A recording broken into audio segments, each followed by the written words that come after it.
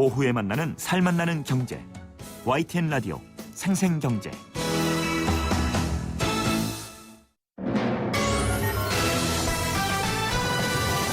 경제 뉴스의 진실과 오류, 생생경제가 떴다. 오늘의 생생 인터뷰는 네, 2015년 마지막 날 함께하고 있는 생생경제 4시 20분을 향해 가고 있습니다. 오늘 인터뷰는 2015년 마지막 날에 만나는 시작들이라는 제목으로 얘기를 해드렸습니다. 마지막이라는 말이 무언가를 준비하고 또 시작을 기다리고 있다라는 의미도 있습니다. 이력서 썼던 기억들 여러분들 있으십니까? 이력서로 최대한 나를 더 돋보이게 쓰고 또 내 모습을 더 잘 보여서 뽑아줬으면 하는 마음으로 냈죠. 경제 생활을 시작할 때 우리가 가장 먼저 하게 되는 일이 바로 이 이력서 쓰기인데요. 청춘들에겐 이 이력서를 쓰는 일, 설레는 일이라기보다는 힘들고 고달픈 일일 겁니다. 그래서일까요? 서교예술실험센터에서 아주 독특한 프로젝트가 하나 열렸습니다. 엉뚱한 사진관인데요. 이력서와 연관되어 있는 엉뚱한 사진관. 어떤 얘기일까요? 담당자 연결해서 이야기 나눠보겠습니다. 서교예술실험센터 이정훈 매니저 연결돼 있습니다. 안녕하십니까? 네, 안녕하세요. 자, 엉뚱한 사진관이라는 제목이 붙어 있습니다. 이력서와 관련이 있다고 하고요. 이제 좀 청취자분들께 말씀드려야 할 것 같은데 어떤 프로젝트입니까? 네, 엉뚱한 사진관은 그 서울문화재단과 올림푸스가 공동으로 기획했던 프로젝트인데요. 네. 사진이라는 매체를 통해서 청년 취업이나 이제 무한 스펙 경쟁이나 뭐 3포 세대 요즘 다 같이 느끼고 있는 사회적 이슈인데요. 네네. 이 문제에 접근하고 해결점을 모색해보자는 취지로 시작된 프로젝트입니다. 네. 자, 그런데 이렇게 사진관을 만들었으면 당연히 사진을 찍겠죠? 물론이죠. 예, 그런데 이 사진을 찍는 걸로 지금 청년 세대가 처한 사회적인 어려움과 답답함을 같이 공감하고 표시한다. 생각만큼 이렇게 머릿속에 잘 그려지진 않아요. 어떤 겁니까? 이 현재 예술 지형도를 살펴보면 이제 예술이 보다 더 사회적 문제에 깊숙이 개입하고 해결점을 모색하는 기능적 역할까지 구현을 해내고 있는데요. 네네. 그 시대의 문제를 비껴가지 않고 함께 호흡하는 이러한 부분이 이 시대에 필요한 예술의 존재가 이유가 될 수 있지 않을까 하는 쪽에서 저희들이 사진이라는 걸 가지고 네. 이 지금 취업 문제에 있어서 가장 먼저 준비하게 된 이력서의 부분에 증명사진을 찍는 부분으로 접근을 하게 됐고요. 네. 그러한 부분을 통해서 어떻게 엉뚱한 사진관이라는 이름을 가지고 이러한 프로젝트를 통해서 취업 문제에 겪고 있는 젊은이들과 어떤 생각을 공유할 수 있을지를 알아보는 계기로 이 프로젝트를 진행하게 되었습니다. 예, 뭐 몇 개 소개된 것만 제가 슬쩍 봤는데요. 여러분들 이력서 사진 요즘 뭐 젊은 친구들 찍는데 수십만 원을 쓴다고 합니다. 그만큼 이력서 사진조차도 정말 잘 보여야 취직이 될까 말까 이 답답한 현실인데 이 프로젝트 제가 몇 가지 보니까 뒤통수가 찍혀 있더라고요. 네, 뒷모습이 찍혀 있었습니다. 예. 어떻게 이런 엉뚱한 발상과 기획을 하시게 됐나요? 물론 아까 취지는 설명해 주셨는데요. 이렇게 한번 해볼까? 라고 엉뚱한 사진관을 기획하게 된 계기 어떻습니까? 보다 더 이제 재미있으면서도 이런 사회적 문제를 같이 공유하고 해결점을 모색하고 싶은 방향에서 시작은 됐고요. 네네. 이러한 상상을 배경으로 기획된 부분에 이제 9월에 공모를 해서 네네. 관계대명사라는 팀을 선정을 하게 되었어요. 네, 선정된 그 기획팀이 또 있고요. 네. 네, 그 분들이 이 뒷모습을 찍겠다는 아이디어를 내셨고 그것이 저희가 생각하는 부분과 많이 공감이 되어서 그분들과 함께 시민들 대상으로 교감할 수 있는 커뮤니티 프로젝트로 진행을 하고자 만들게 된 것이 엉뚱한 사진관이라는 타이틀의 프로젝트인데요. 예. 이게 애초에는 수상한 사진관이었어요. 원래는 수상한 사진관에서 엉뚱한 사진관으로 갔군요. 예. 예, 근데 수상한 사진관이 별도의 그 사진관 명칭 상호명이 있더라고요. 있어서. 그래서 네. 느끼게 되었는데 지금은 더 만족하고 있습니다. 예, 저는 뭐 엉뚱했지만 제 기준으로 봤을 땐 약간 통쾌함이 있었어요. 저 좀 잘 봐주십시오 하고 정면으로 찍는 게 아니라 떡하니 뒤통수가 있다 보니까. 그래서 인터뷰를 보니까 몇몇 분들은 내 뒤통수가 이렇게 잘생겼는 줄 몰랐다. 이런 분들도 계시더라고요. 반응 어땠습니까? 뭐 다들 놀라시고요. 내 머리가 이렇게 빠졌네. 뭐 흰머리가 뒤에 이렇게 많았어? 이러면서 시민분들 모두가 이제 뒷모습을 바라보면서 자기가 살아왔던 시간, 내가 이 헤어스타일을 왜 가졌어야 했는지, 뭐 이런 거부터 정해진 스펙으로만 살아왔던 것을 되돌아보면서 자신에게 질문을 던지는 계기가 됐다고들 많이들 말씀을 해주셨어요. 네. 그 뒷모습을 본다라는 게 한번 성찰하고 되돌아보는 계기가 됐다. 이제 좀, 이 뒷모습을 왜 찍나라는 게 이해가 되는 것 같습니다. 그런데 이렇게 뒷모습 찍는 것 정말 안 해보지 않습니까? 거의 해본 분들이 없을 것 같은데 어렵거나 또 참여하신 분들도 당황하거나 이러진 않았습니까? 맨 처음에는 되게 어색해하고 뒷머리도 앞모습처럼 열심히 빗고 거울 앞에서 비춰보고 많이들 그러셨어요. 네네. 예, 그렇지만 이 사진 찍으시면서 엄마랑 아기가 같이 뒷모습을 찍기도 하고, 네네. 예, 4명이 와서 같이 또 뒷모습을 찍기도 하고, 떡볶이집 아르바이트 대학생부터 영정사진인데 앞모습 뒷모습을 찍으면 더 좋지 않을까 하셔서 찍는 분도 계셨어요.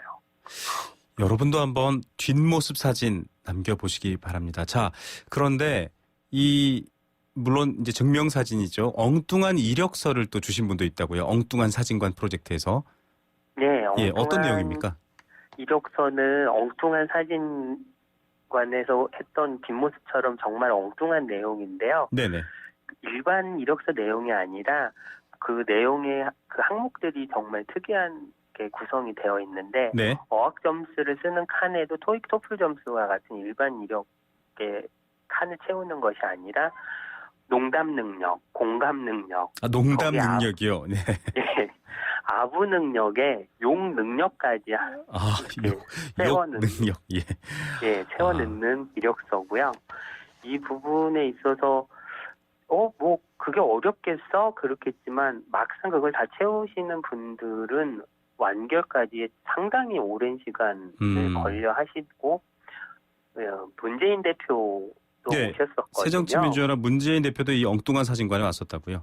네. 예, 지금은 더불어민주당으로 이제 이름이 바뀌게 바뀌었죠. 된 건데, 그 문재인 대표도 이거를 한참 보시면서, 이런 이력서 쓰는 것도 익숙치 않으니 정말 내가 엉뚱하게 세상을 살아오지 않았나, 이렇게 아주 이 시대 젊은이들의 취업 문제나 이런 3포 세대 이런 것이 나올 수밖에 없는 문제에 대해서 많이 공감을 해주셨어요.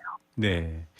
자, 이 서교예술실험센터는 젊은이들의 거리 혹은 문화예술의 발전소라고 불리는 홍대의 중심에 자리 잡고 있거든요. 지금 이 엉뚱한 사진관과 이제 이력서 프로젝트를 통해서 또 뿐만 아니라 그 근방에서 청년 예술가나 청년들의 고민들 많이 들으실 것 같아요. 요즘 대부분 만나보면 주로 힘들다고 하는 게 이런 얘기야. 이런 얘기들 들어보셨을 텐데 어떤 얘기 있습니까? 항상 저희는 이제 젊음의 거리 홍대에 있다 보니까 많은 예술가들을 접하게 되고, 저희는 그분들과 함께 하는 것이 업무이기 때문에 그런 말들을 정말 많이 듣게 되는데, 간단하게는 압축적으로 예술이라는 직업 활동을 선택했다는 그 이유 하나만으로 빈곤을 이렇게 당연하게 받아들여야 하는가, 이런 부분이 직접적으로 많이 언급이 되는 부분이고요. 네네. 그런 부분에서 많이 힘들어 하시는 것이 현실인 상황입니다. 그런데 항상 또 희망적이세요. 이분들이 예술이라는 것 자체가 꿈꾸지 않으면 못하는 일이잖아요. 네네. 그래서 보다 더 예술가들이 조금 안정된 활동을 할 수 있도록 조금 예술가 복지 체계가 확충이 되었으면 좋겠다는 바람이 있고, 이런 부분으로 도움을 드리고 싶은 것이 어떻게 보면 희망입니다. 내년도 예. 희망이겠죠. 자, 젊은이들의 마음을 가장 잘 또 들을 수 있는 위치에 계셔서 저희가 여쭤봤고요. 이 뒷모습을 찍는 이 사진, 그리고 토익 토플이 아니라 농담 능력, 욕 능력까지 여러 가지 새로운 자신을 성찰해보는 이 기획, 이미 끝나서 아쉬워하는 분들도 계신데 다시 볼 수 있는 기회 있습니까? 예, 저희 쪽에서는 12월 10일 날 이 본 전시를 마쳤는데, 네. 저희 말고 2차 전시가 2016년 1월 8일부터 23일까지요. 네네. 올림푸스 팬 갤러리에서 네. 진행될 예정입니다. 네. 이 엉뚱한 사진관 500여 명이 참여하셨는데요. 네. 그 500여 명의 참여자의 이 엉뚱한 이력서와 함께 네. 그때 촬영하셨던 그 사진들을 가지고 작업한 공동 작업이 함께 전시될 예정이에요. 네네. 꼭 좀 오셔서 같이 보셨으면 좋겠고요. 더 중요한 건 2016년 1월 8일 하루에 네. 한해서는 뒷모습을 무료 증명사진 촬영을 12시부터 17시, 5시까지겠죠? 네. 올림푸스 팬 갤러리에서 무료로 진행을 할 예정입니다. 자, 네. 여러분들도 한번 기회가 되신다면 뒷모습을 찍고 또 정해진 이력과 스펙이 아니라 내가 스스로 생각하는 나의 장점들을 정리하는 시간. 어찌 보면 취업난과 또 재취업에 어려움을 겪고 있는 중장년층까지 한 번쯤 자신에게 줬으면 하는 새로운 기회가 아닐까 이런 생각도 들었습니다. 오늘 말씀 감사드립니다. 네, 감사합니다. 네, 지금까지 서교예술실험센터 이정훈 매니저였습니다. 배우 박소연입니다. 한강의 기적 대한민국. 부모님의 사랑과 헌신이 우리의 유산이 되었습니다. 이제 우리가 기적을 이어갈 때입니다. 서로 사랑하면 그 시작이 됩니다. 좌우로 정렬 2588 대리운전이 응원합니다. 2588. 네, 생생경제 함께하고 계신 지금 4시 31분 10초를 향해 가고 있습니다. 잠시 후 캠페인 들으시고 4부에서는요.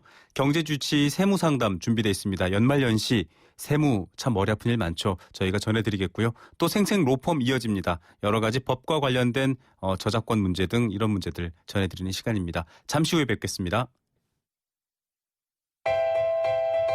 안녕하세요. 배우 정혜리입니다. 지난 한 해 동안 서럽고 소외된 우리 이웃들을 YTN 라디오를 통해서 여러분과 함께 만나봤는데요. 2016년 새해에도 YTN 라디오 청취자분들과 함께 나누는 행복과 공감 그리고 소통의 시간을 가져보려고 합니다. 나누는 행복 있는 라디오 FM 94.5 YTN 뉴스 FM과 희망찬 새해 맞이하세요.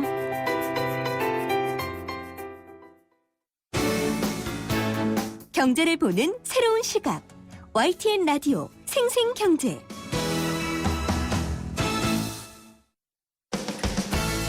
든든한 우리 집 경제주치 생생주치. 자, 생생경제 경제주치 준비되어 있습니다. 세무상담과 이슈 시간입니다. 세무법인 부강의 유재선 대표 세무사 전화 연결돼 있습니다. 유 대표님 안녕하십니까? 안녕하세요. 예. 세금 하면 좀 머리 아픈 일이긴 한데 특히 연말 연시에는 피해갈 수 없습니다. 물론 연말 연시 이 종합소득세라던가 이 연말정산 외에도 다양한 세무 이슈가 있는데요. 오늘 전해주실 얘기는 어떤 얘기입니까? 요즘 세상이 좀 시끌시끌하네요, 그죠? 네네. 내년 총선을 앞두고 있어서인지 정치에 대해 관심도 많으신 것 같고 인터넷으로 정당 가입하는 분들도 굉장히 많이 늘었다고 하네요. 네네. 이게 정치에 관심 가지는 사람들이 늘어난다는 건 어찌됐든 우리 사회의 변화에 대해서 좀 관심 갖는 분들이 늘어났다는 측면에서는 긍정적일 것 같은데 네. 요즘 정당 기부금 혹은 후원금 이런 거 얘기들 많이 하시는 것 같아요. 그렇죠. 예. 네, 정당 기부금에 대해서 세세 혜택 받을 수 있는지 물어오신 분들도 계신데요. 아, 예. 네. 사실은 어떤 마음에서는 또 이 정당 기부금 하는 거 보면 전혀 주고 싶지 않은데 네. 어찌됐든 우리 세법 조세특례 제한법에 보면은 거주자가 정치자금법에 따라서 정당에 기부한 정치자금은 연간 10만 원까지는 전액 세액공제가 됩니다. 네. 또 10만 원을 초과하더라도 15% 혹은 25% 금액만큼 세액공제 혜택을 받으실 수가 있거든요. 네네.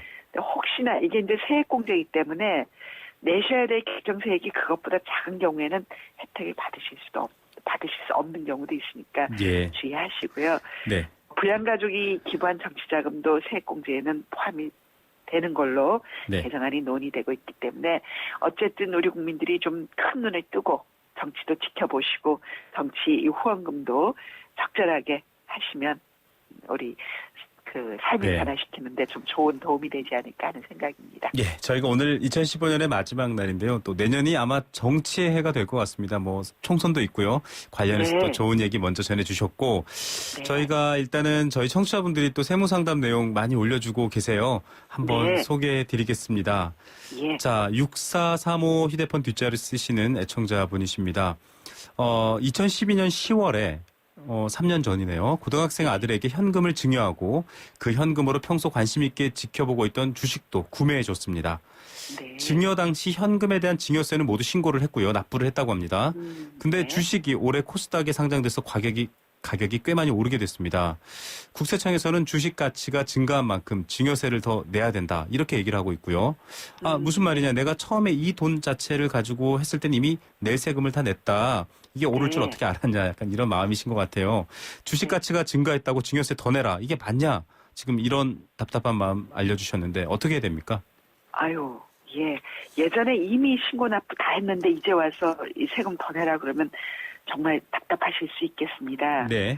근데 이게 우리가 2004년도에 상속세 및 증여세법이 완전 포괄주의로 전환이 되면서 네. 상속증여세법 42조에 보면은 이렇게 미성년자 같이 네. 그 본인의 직업이나 연령이나 뭐 재산 상태로 봐서 본인이 이걸 자기 계산으로 해당 행위를 할 수 없다라고 인정되는 경우에 네. 그 재산을 취득하고 5년 이내에 이것처럼 뭐 주식 가치가 증가했다든지 사업이 시행이 된다든지 형지 변경이 이루어진다든지 여러 가지 이유로 네. 그 증여받은 재산의 가치가 증가가 되면 네. 그 증가된 가치, 증가된 이익만큼도 증여로 보라. 라는 규정이 있습니다. 네네. 즉 이분 같은 경우는 그때 이제 고등학생이 본인이 이거를 주식을 투자를 했겠느냐. 네. 이건 그 재산을 증여한 부친이 기여하지 않았느냐. 그 재산의 네네. 증가를. 그래서 그렇다면은 아버지의 기여에 의해서 재산 가치가 증가됐다면 증가된 가치도 역시 증여세 과세 대상이다. 라고 네. 봅니다. 그 좀 별난 얘기 질문이 될 수도 있겠는데요. 네. 떨어지면 또 세금을 돌려받지는 않죠. 아유, 그러게 말입니다. 네. 자, 오른 네, 부분에 그렇지 대해서는 예. 네. 직접 투자한 게 아니라 이게 어떻게 보면 증여세에 해당하는 부분이라고 보는 거네요. 오른 부분까지. 네, 네, 그렇습니다. 5년 이내에 재산 가치가 네. 상승하면. 네. 예. 이분은 2012년 10월이었습니다. 혹시 관련해서 또 비슷한 이슈가 있는 분들은 참고하시길 바라겠고요. 사연 하나만 더 소개해드리겠습니다. 7772번 휴대전화 뒷자리 쓰시는 분입니다. 2011년 종합소득세를 신고하면서 아버지를 부양가족으로 등재했고 경로 우대 공제 받았습니다. 그런데 국세청에서 얼마 전에 연락 와서 아버지 소득이 100만 원을 초과했기 때문에 가산세까지 포함된 금액을 내라 이렇게 얘기했다고 합니다. 아버지가 소득이 있다라는 거를 지금 청취자께서는 몰랐고 이제 와서 가산세까지 내야 된다는 건 너무 뭐 행정편의적이거나 좀 가혹한 것 아닌가 네. 이렇게 묻고 계시거든요. 예. 뭐 세금 적게 냈으면 당연히 내야겠는데 가산세까지 내야 된다, 억울하다 이런 입장이신데 이건 어떻습니까? 이게 가산세 부담도 크죠. 우리가 그 기본공제 대상이 되려면 연소득 100만 원 이하여야 되는데 네. 사실은 계속적으로 사업을 하시거나 근로소득이 있거나 월급을 받는 분이 아니면 어쩌다 일시적으로 200만 원 소득이 생길 수도 그럴 있죠. 수도 있죠. 예. 근데 이걸 모르고 이제 부양가족 등재해서 경로우대 공제를 받았어요. 네네. 잘못 신고하셨는데 내가 몰랐다라고 하더라도 이거를 잘못한 거에 대한 기책 사유는 본인에게 있거든요. 국가가 아니라 본인에게 네, 있다. 네. 그래서 본인의 실수고 더군다나 이게 이제 그 고지를 보낸 시점도 2011년에 종합소득세 신고하면 오래됐음에도 불구하고 네. 국가가 이걸 고지할 수 있는 기간이 또 5년입니다. 그래서 5년이 지나지 않았다면 이거 가산세 포함해서 세금 내세요라고 고지 발부한 데는 문제가 없고요. 네. 이렇게 요즘 연말정산할 때 워낙 이 시스템이 잘 돼 있다 보니까 본의 아니게 부양가족 이중공제를 받는다든지 혹은 또 적합하지 않은 기부금 공제를 받는다든지 이런 부분 때문에 추후에 추징이 당하는 경우가 굉장히 많습니다. 예. 금액이 작다 보니까 사소하게 생각하시는데 이런 점들에 좀 주의를 하셔야 될 것 같습니다. 이 보통 이런 것들을 좀 확인하고 하기가 어려울까요? 보통 뭐 직접 또 전화해서 그렇다고 물어보기도 애매하고요. 왜냐하면 뭐 직장인들도 이제 연말정산을 앞두고 있는데 참 그렇죠. 애매한 예. 경우가 있거든요. 예. 네, 그럼에도 불구하고 실수다라는 게 항변되지 않으니까 네. 잘 꼼꼼하게 챙겨보셔야 될 것 같습니다. 부양가족에게도 혹시 지난해에 뭐가 판 게 있는지, 네. 뭐 아르바이트를 해서 기타 소득 신고된, 근로소득이 신고된 게 있는지 이런 것들 한 번 더 물어보시면 좋을 것 같습니다. 예, 연말정산 앞두고 또 부양가족 여러 가지 작성하시는 분들 계실 텐데요. 지금 유재선 대표 세무사가 말씀하신 것처럼 꼼꼼히 챙기지 않으면 안 됩니다. 왜냐하면 모든 규칙 사유는 세금을 신고하는 개인에게 부여하고 있기 때문입니다. 네, 자, 뭐 앞서 시작하면서도 정당 가입하시는 분들 정치 발전을 위해서 또 좋은 면이 있지만 세금 공제 또 어떻게 된다 이렇게 설명해 주신 부분이 있어요. 청취자 한 분도 비슷하게 얘기를 하시는데 한테 기부금을 내면 사회복지단체가 아니라 정당에게 기부금을 내면 세제 혜택 어떻게 되느냐라고 얘기를 하고 있거든요. 네, 네. 예. 그런데 네. 10만 원을 초과하는 금액이 아까 말씀하신 것처럼 15%. 15%. 그러니까 낸 금액이 15%를 공제해 주고요. 네네. 금액이 3천만 원을 초과해서 냈다. 네. 그러면 25%까지 세액공제 혜택을 받을 수 있습니다. 1년에 3천만 원 가까이 정당에 기부금을 내면 25%는 세액공제를 받을 수 있다. 이 말씀이신 거죠? 3천만 원을 초과하면 초과하면. 넘어가는. 네. 네. 이 보통 정당 기부금 내실 때 옆에서 뭐 이렇게 주변에서 부탁받아서 내시는 분들도 있으시거든요. 예, 많으시겠죠. 예. 네. 역시 뭐 이렇게 지금 국세청의 자동 시스템으로 되어 있는 건가요? 아니면 본인이 좀 증빙 서류를 요구해야 되는 건가요? 기부금 공제 같은 경우는 신고할 때 무조건 다 냅니다. 근데 국세청 홈택스에 가시면 네. 본인이 납부하신 뭐 여러 가지 연말정산 사항들을 출력받으실 수 있지 않겠습니까? 네. 연말정산 영수증, 기부금 영수증 같은 것들도 상호 매칭이 돼서 정당뿐 아니라 복지재단이라든지 이런 단체에 낸 것들도 다 확인하실 수가 있을 겁니다. 예, 알겠습니다. 세무에 관련된 이야기를 똑똑하게 알아도 부자가 될 수 있는 지름길, 또 현명하게 살 수 있는 지름길 열리는 것 같습니다. 오늘 말씀 여기까지 들을게요. 감사합니다. 감사합니다. 네, 세무상담 경제주치 세무법인 부강의 유재선 대표 세무사였습니다. 모르면 당하는 경제법률 생생로펌.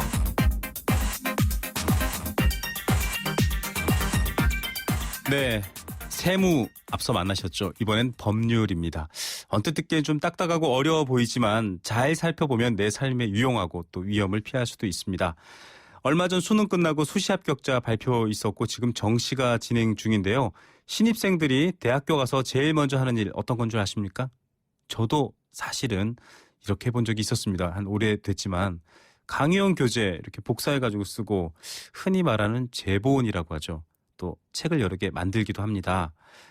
그런데 이게 경제적으로도 문제가 되고 또 법률적으로 문제가 되는 행위일 수 있다고 합니다. 자세한 얘기 조금 들어볼게요. 법무법인 조율의 신용진 변호사 전화 연결됐습니다. 신 변호사님 안녕하세요. 네, 안녕하십니까? 예. 자, 학생들 학교 가면 뭐 별 생각 네. 없이 교재 복사하고 심지어는 제본을 하죠. 예, 책을 한 권 복사해서 만드는데 그렇습니다. 이거 문제가 되나요? 예, 문제가 되는데 저도 대학교 시절 때 많이 해봤습니다. 네. 예, 문제가 됩니다. 네네. 그게 일단은 좀 이따 말씀을 자세히 드리겠습니다만요. 네. 그게 일단 공중이 이용할 수 있는 복사기에서 현재 법령에 의하면 이용할 수 없게 돼 있습니다. 아. 그러니까 옛날에는 가능했는데요. 네네.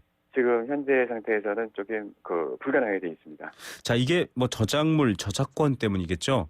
예, 그렇습니다. 예, 요즘은 워낙 이 얘기들을 많이 듣습니다. 특히 뭐 음원, 영화 뭐 많이 얘기하고 있지만 네. 아직도 사람들이 저작물, 저작권 잘 이해 못하고 있는데 간단하게 설명해 주신다면요.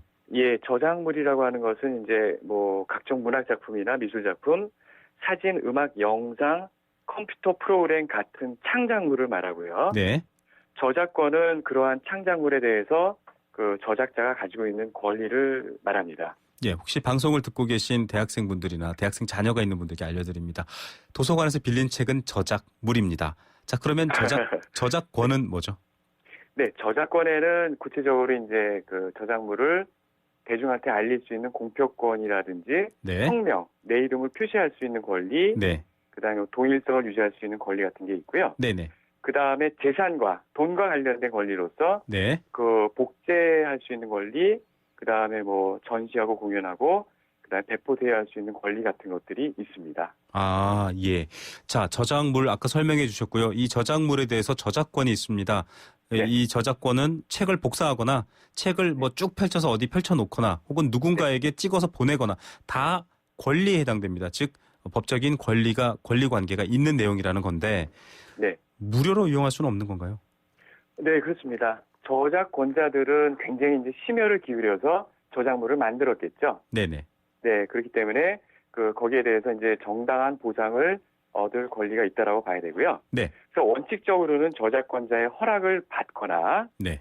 비용을 지불해야 됩니다. 네. 그래서 만약에 이러한 동의가 없이 저작물을 임의로 사용하게 됐을 때는요, 형사적으로 5년 이하의 징역이나 5천만 원 이하의 벌금형을 받을 수가 있고요. 네. 민사상으로는 손해배상 책임을 질 수도 있습니다. 아.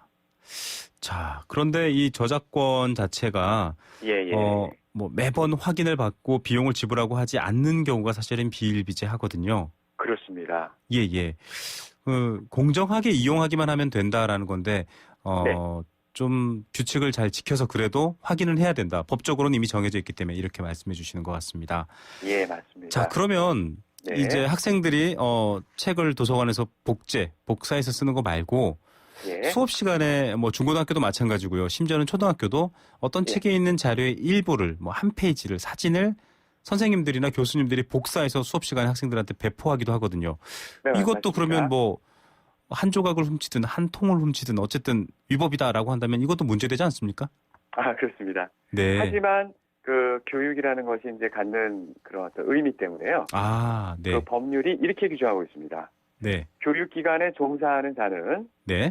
수업 시간에 학생들한테 나눠줄 수업용 자료로서 타인의 저작물을 복제한 유인물은 네. 제작해서 나눠줄 수 있다라고 이렇게 허용을 하고 있습니다. 네. 다만 학생 1인당 한 부씩만 줘야 되고요.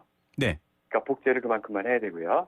뭐 만약에 저작물을 표지부터 말미까지 통째로 복사한다든지 네.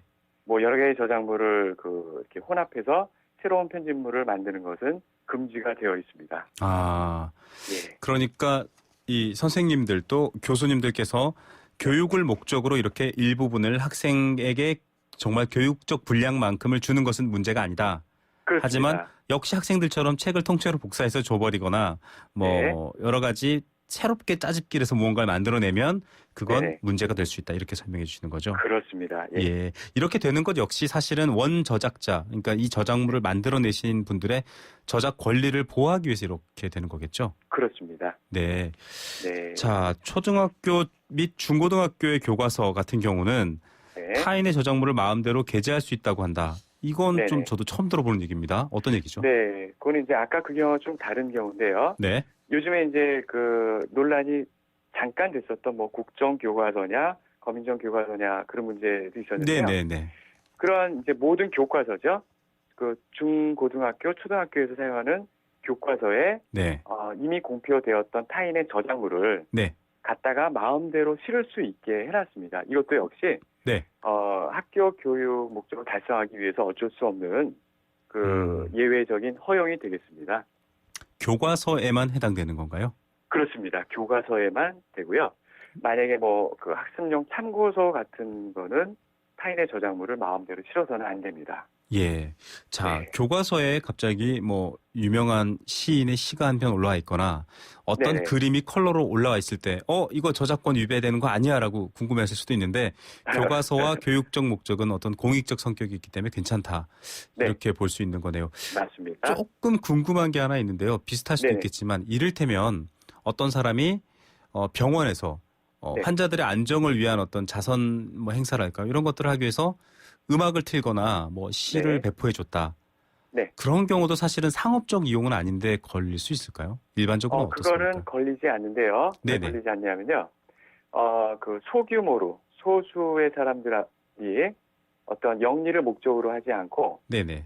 그들만이 그 저작물을 감상하거나 즐기기 위해서 하는 것은 무료가 됩니다. 그것도 별도의 법령 규정이 있습니다. 예. 더군다나 그러한 이제 공익 목적이 있다라면요, 네. 당연히 허용이 되겠죠. 물론 사전 허락은 받아야 되는 건가요? 아닙니다. 사전 허락 안 받으셔도 됩니다. 사전 허락이 없더라도 네. 공익적 목적으로 소수가 즐기고자 하는 목적으로 사용된 것은 괜찮다. 괜찮습니다. 이게 요즘은요 워낙에 또 저작권 네. 추적하는 이 기술도 발달을 해서 누가 영화를 어디서 틀었는지 뭐 어떤 음원을 어떻게 재생했는지를 추적할 수 있는 기술까지도 이제 점점 개발되고 있더라고요. 그렇습니다. 이런 지식이 없이 네. 여러분들 뭐 책을 뭐 누구와 나누거나 뭐 이렇게 하다가 괜히 어려운 상황이 있을 수 있으니까요. 잘 참고하시면 될 것 같습니다. 예, 그렇습니다. 자, 그런데 이제 저작물을 짧게 이용하는 대표적인 경우가 인용이라고 하죠. 네네. 예, 보통 뭐 교수들이나 학자들이 논문 쓸 때도 이 인용 아주 중요시하는데 맞습니다. 이런 경우에는 항상 출처를 명시해야 한다 이런 얘기도 있네요. 예, 맞습니다. 네, 그 대학원에 재학 중인 이제 대학원 그 석사과정에 재학 중인 어떤 그 학생들 같은 경우에는 네, 그 석사 논문을 쓰면서도 마치 자기가 쓴 것처럼 인용 안 하는 경우가 많이 있습니다. 그렇죠. 네. 예, 예, 저도 뭐 솔직히 말씀드리면 그런 적이 있었는데요. 네, 근데 만약에 그게 이제 그 적발이 되면요, 출처 명시 의무 위반으로 처벌을 받을 수가 있으니까 굉장히 조심하셔야 됩니다. 법적 처벌을 받을 수 있는 거죠. 네, 법적으로 처벌받을 수 있습니다. 네, 예, 그리고 일단 그 인용의 범위를 먼저 그 짧게 말씀드리면요. 네, 인용하는 건 좋은데요. 인용되는 부분의 그 양이나 질이 네, 인용하는 저작물의 양이나 질보다 굉장히 많고 우수하다 그러면 주정이 바뀌는 경우죠. 네. 그렇기 때문에 그런 경우에는 정당한 인용으로 허용되지 않습니다. 아, 네. 정말 필요한 부분을 일부분 사용했다. 흔히 말하는 인용이라는 의미에 맞게끔 사용된 게 아니라 네네. 뭐 한 장을 통째로 복사해서 넣었다. 이건 이제 예. 인용이 될 수 없다 이런 말씀이시고요. 네, 그렇습니다. 예, 또 그러면 인용을 표시하는 방법도 좀 대충 정해져 있나요? 예, 이건 이제 판례에서 좀 많이 정해져 있는데요. 타인의 저작물이나 저서를 인용하는 경우에는요. 네, 그 인용되는 부분을 인용부호로 예를 들어서 묶거나 네, 그 자체를 달리하는 등으로 자신의 저작물하고 네. 분명하게 구별을 해주셔야 됩니다. 아, 뭐 자기만의 방식으로 좀 구분을 해도 괜찮을까요? 예, 전혀 상관은 없습니다. 네, 그러니까 일반인이 봤을 때, 이거 글자가 다르다, 글자가 작다, 이거는 뭔가 표시를 원래 했다. 저작자의 글이 네. 아니다라고 느끼면 됩니다. 예, 그렇군요. 네. 자, 네. 그런데 조금 딜레마가 하나 생기는 게 있습니다. 예. 학생들이 도서관에 가면 당연히 도서관에는 복사기가 있습니다. 복사 네네. 업체가 있는 경우도 있고요. 네. 자, 이렇게 자동 복사기라든지 이런 곳에서 복사를 하는 것들 문제가 될까요? 어떻게 보십니까? 네, 그렇습니다. 자기 집이나 아니면 소규모 회사 내에 있는 복사기로 빌려온 책을 복사를 하는 것은 인정이 되고요. 네, 그 대신에 도서관 안에 있거나 네, 아니면 뭐 기관 내에 설치돼서 공중이 이용할 수 있는 네. 그러한 복사기에서 복사를 통째로 하는 것은 금지가 되어 있습니다. 아, 그거 굉장히 조심하셔야 됩니다. 이것도 참 모르시는 분들 많았을 것 같아요. 네, 문제가 많이 됐고 그러한 문제 때문에 법령이 개정된 부분입니다. 예, 사용자 입장에서는 조금 귀찮으실 수도 있겠지만 그래도 네. 애써 시간과 노력과 여러 가지를 털어넣어서 책을 만드신 분들 입장에서는 네네. 예, 이렇게 좀 어떻게 보면 쉽게 복사가 되고 복제가 돼서 저작권이 침해받는 상황을 만들어서는 안 되기 때문입니다. 집에 가셔서 맞습니다. 혼자 몇 개 복사해서 보시는 건 되지만 이렇게 네. 좀 직업적 복사라고 표현하면 좀 이상한데요. 그렇게 해서. 근데 저도 사실은 공부하면서 워낙 많이 네. 특히 해외 서적 같은 경우는요. 신규 구매하려면 몇 달씩 걸립니다. 그러면 뭐 맞습니다. 이미 학교 졸업해 버리거든요. 그래서 어쩔 수 네. 없이 한 경우도 있는데 법적으로는 절대 안 된다라는 것 다시 한번 반성해 봅니다. 네네. 시험 문제를 출제할 때도 이 저작물과 관련된 게 있죠. 네, 그렇습니다. 그 시험 문제를 출제하는 거는 일단 어떤 영리 목적인 경우가 거의 없기 때문에요. 네, 그리고 이제 그런 경우에 이제 인정이 되고 있고요. 네네. 다만 이 경우에는 출처 명시를 할 수가 없습니다. 아, 왜냐하면은 출처 명시를 하게 되면은 미리 알려지게 될 수가 있기 때문에요. 네네. 네, 그거는 그 출처 명시 의무가 면제되는 경우에 해당이 되고 있습니다. 예. 자, 시험 네. 문제에서 이렇게 복사하거나 인용해서 이렇게 집어넣는 것들은 가능하지만 또 미리 공표를 할 수는 없고요. 네네. 시각 장애인을 위해서는 네. 점자화됐을 때는 복제 배포가 네, 자유롭다 이런 말씀이신 거죠. 그렇습니다. 그 시각장애인을 위해서는 특별한 규정을 둔 건데요. 네. 이 경우는 일종의 그러니까 놀이공원에서 그 자유이용권 비슷하게요. 네. 시각장애인들한테는 상당히 제한 없는 네. 그러한 그 인용이나 복제를 인정한 그 규정이 되겠습니다. 예. 장애인 복지를 위해서 시각장애인의 점자에 관련해서는 출판 관련 저작권이 엄격하게 적용되지 않는다. 이런 네, 얘기까지 그렇습니다. 해주셨습니다. 예. 앞으로 저희 생생경제가 개편 후에는 조금 시간과 또 내용이 조금 바뀌지만 저희가 이런 중요한 경제 관련 법률 이슈 있을 때는 전화 드리겠습니다. 다시 네. 뵙겠습니다. 감사합니다. 네. 지금까지 법무법인 조율의 신용진 변호사였습니다. 사장님들은 고민이 많다. 우리 가게 와이파이 설치해야 하는데 카드 결제기는 어떡하지? CCTV도 달아야 하는데 올레비즈 성공팩에 맡기세요. 사업에 필요한 IT 서비스를 한 번에. 거기에 휴대폰 통신비 할인까지. 올레비즈 성공팩. 문의 1588-0114. 올레. 학교에서 학원으로 하루가 바쁜 아이들. 숲해설가 최정순 씨는 아이들과 함께 자연을 만나러 가기 위해 기프트카 쉐어링을 신청했습니다. 숲에도 배울 게 참 많지. 좋은 생각까지 나누는 모두의 차. 기프트카 쉐어링. 지금 신청하세요. 현대자동차 그룹. 금융회사에게 묻습니다. 안정적인 수익에는 뭐가 제일 중요할까요? 어떻게 해야 제 연금을 잘 키울 수 있죠? 미래에셋증권이 답합니다. 글로벌 자산 배분하세요. 세액공제로 절세 효과까지. 준비된 연금 전문가 미래에셋증권. 투자 손실에 유의하세요. 네, 2015년 12월 31일 마지막 날 생생경제는 포스코 마지막 안주 숙취에서 키스립과 함께 했습니다. 생생경제 지난 김윤경 기자가 진행을 하다가 12월 21일부터 제가 맡아서 여러분들과 함께 했고요. 개편 이후에는 김우성의 생생경제로 바뀌어서 1시간으로 시간을 줄여서 조금 더 빠르고 또 듣기 쉽게끔 여러분께 다가서려고 합니다. 경제, 어렵고 복잡한 말이 아니라 삶에 또 생활에 도움이 되는 말이 되도록 저도 열심히 공부하면서 여러분과 함께 오후의 생생경제 시간 이어가도록 하겠습니다. 저는 연휴 보내고 1월 4일 오후 3시 10분 김우성의 생생경제로 다시 찾아오겠습니다. 감사합니다.